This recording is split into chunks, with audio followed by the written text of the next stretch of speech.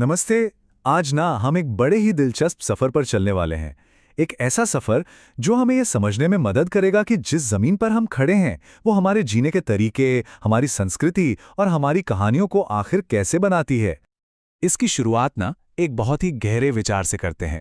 हजारों साल पहले हमारे पूर्वजों ने इस बात को कितनी खूबसूरती से कहा था कि धरती और इंसान का रिश्ता क्या है। ये सिर्फ जमीन का टुकड़ा नहीं, ये एक माँ की तरह है जो हमारा पालन पोषण करती है। कभी सोचा है ऐसा क्यों होता है कि कभी एकदम सपाट मैदान दिखते हैं तो कभी ऊबड़ खाबड़ पठार और फिर अचानक से सामने आ जाते हैं विशाल पहाड़। ये सिर्फ बदलते हुए नज़ारे नहीं हैं, ये वो स्टेज हैं जिस पर इंसानी जिंदगी की कहानी चलती है। तो बस आज हम भी कुछ ऐसी ही एक वर्चुअल यात्रा करने वाले हैं, ठीक वैसे ही जैसे कोई झारखंड के छोटा नागपुर के पठार से सफर शुरू करे और उत्तराखंड के अल्मोड़ा के पहाड़ों तक पहुंचे। हम भी इन तीन मुख्य भू आकृतियों को करीब से जानेंगे और देखेंगे कि वहां जिंदगी कैसे चलती है। तो हमारे इस सफर के तीन खास पड़ाव होंगे: पर्वत, पठार और मैदान। हर एक की अपनी कहानी है, अपनी चुनौतियां हैं और अपने मौके हैं। तो चलें शुरू करते हैं। चलिए अपनी यात्रा का पहला पड़ाव शुरू करते हैं पठारों से। ये वो प्राचीन ऊंची और समतल जमीनें हैं जिन्हें अंग्रेजी में टेबल लैंड्स यानी मेज जैसी जमीन भी कहा जाता है। तो आखिर ये पठार होते क्या हैं?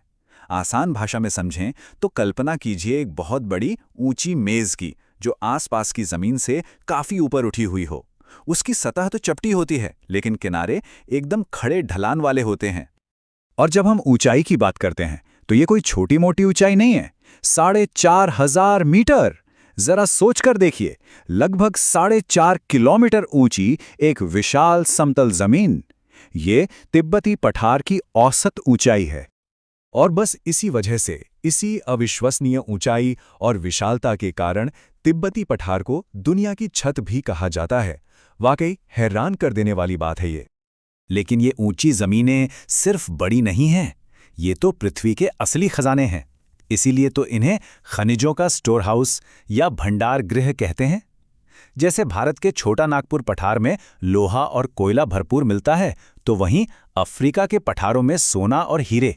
और यही वजह है कि इन इलाकों में माइनिंग यानी खनन एक बहुत बड़ी आर्थिक गतिविधि है। अच्छा, तो पठारों की ऊंचाई से अब नीचे उतरते हैं और चलते हैं उन विशाल हरे भरे मैदानों की तरफ, वो जगहें जहां इंसानी सभ्यता सबसे ज्यादा फली फूली है। मैदानों को बनाने का काम करती हैं नदियां। सोचिए, जब नदियां पहाड़ों से नीचे आती हैं ना, तो वो अपने साथ ढेर सारी उपजाऊ मिट्टी, जिसे हम गाद कहते हैं, वो ले आती हैं और उसे समतल जमीन पर फैला देती हैं। बस ऐसे ही बनते हैं मैदान, जो खेती के लिए दुनिया में सबसे अच्छी जगह माने जाते हैं। और क्योंकि यहाँ मिट्टी उपजाऊ थी और पानी भी आसानी से मिल जाता था, तो जाहिर सी बात है दुनिया की सबसे पुरानी और महान सभ्यताएं इन्हीं नदी किनारे के मैदानों में पनपी। और ये मैदान आज भी कितने अहम हैं, इसका अंदाजा इस नंबर से लगाइए: 40 करोड़। जी हां, लगभग 40 करोड़ लोग सिर्फ भारत के विशाल गंगा के मैदान में रहते हैं।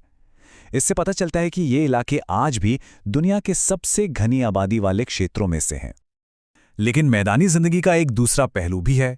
ये एक सिक्के की तरह है। एक तरफ तो ये उपजाऊ जमीन चावल और गेहूं की फसलों के लिए एक वरदान है, लेकिन दूसरी तरफ इतनी बड़ी आबादी का मतलब है बढ़ता प्रदूषण और जमीन के नीचे के पानी की लगातार होती कमी, जो कि एक बड़ी चुनौती है। चलिए अब सफर के आखिरी और शायद सबसे रोमांचक पड़ाव की तरफ बढ़ते हैं। अब हम चढ़ाई करेंगे पहाड़ों की शानदार और हैरान कर देने वाली दुनिया में। एशिया के हिमालय से लेकर दक्षिणी अमेरिका के एंडीज तक ये पर्वतमालाएं हमारी पृथ्वी की शान है, और इन सब का सरताज माउंट एवरेस्ट। लेकिन जानते हैं, स्थानीय लोगों के लिए ये सिर्फ एक चोटी नहीं है। तिब्बती भाषा में इसका नाम है चोमुलुंगमा, मतलब दुनिया की देवी माँ, और नेपाली में सगरमाथा यानी आकाश की देवी। ये नाम ही बताते हैं कि पहाड़ों का सांस्कृतिक महत्व कितना गहरा है। पहाड़ों पर मौसम बहुत कठोर होता है, जिंदगी आसान नहीं होती, लेकिन फिर भी इंसानों ने यहां रहने और फलने फूलने के गजब के तरीके ढूंढ निकाले हैं। तो कैसे जीते हैं लोग यहां? उन्होंने पहाड़ों की ढलानों को ही सीढ़ियों जैसे खेतों में बदल दिया है, जिन्हें हम टेरेस फार्मिंग कहते हैं। पशुपालन करते हैं, और हां, अब तो टूरिज्म भी उनकी कमाई का एक बहुत बड़ा जरिया बन गया है। ये इंसानी जज्बे का एक बेहतरीन नमूना है।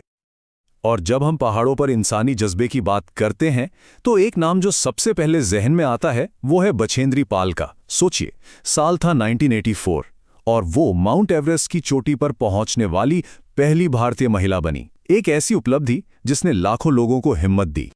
और प्रेरणा की ये कहानी यही नहीं रुकती। इसी हिम्मत की एक और मिसाल है अरुणिमा सिन्हा।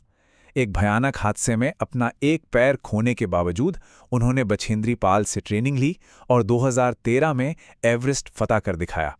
ये कहानी बताती है कि इरादे चट्टानों से भी ज्यादा मजबूत हो सकते हैं। लेकिन पहाड़ों की खूबसूरती के पीछे कुछ खतरे भी छिपे होते हैं।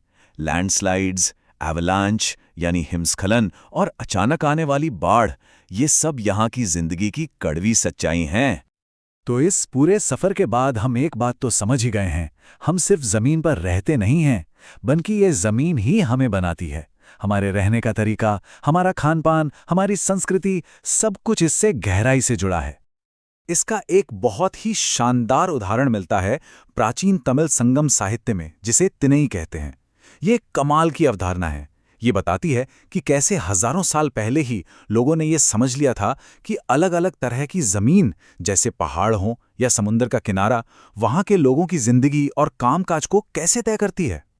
तो अब इस सफर के अंत में एक सवाल अपने आप से पूछिए, जिस जगह पर आप रहते हैं, आपके आसपास की जमीन, वो कौन सी कहानी कहती है? वो आपके और आपके समाज के बारे में क्या बताती है? इस पर सोचिएगा जरूर।